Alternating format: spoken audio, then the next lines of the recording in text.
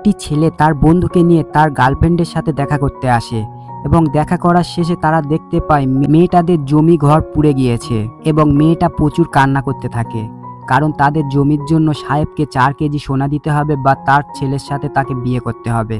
একটি লোক সেখানে আসে এবং সে ছেলেটিকে একটি ঠিকানা দেয়। ছেলেটি এবং তার বন্ধু তারা রওনা দেয় কাজের জন্য, কিন্তু তার আগে তার বন্ধুকে কেউ কিডন্যাপ করে নেয় এবং শেষে উপায় না পেয়ে ছেলেটি তার গার্লফ্রেন্ডকে নিয়ে বেরিয়ে পড়ল।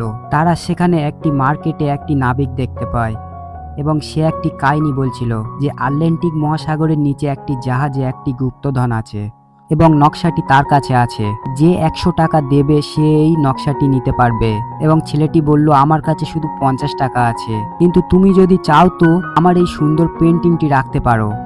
লোকটি বলল, তার কোনো প্রয়োজন নেই, তুমি শুধু 50 টাকা দিয়ে পেন্টিংটি রেখে দাও। তারপর একটি বাচ্চা মেয়ে তার পেন্টিংটি চুরি করে নেয়। তারপর ছেলেটি কিভাবে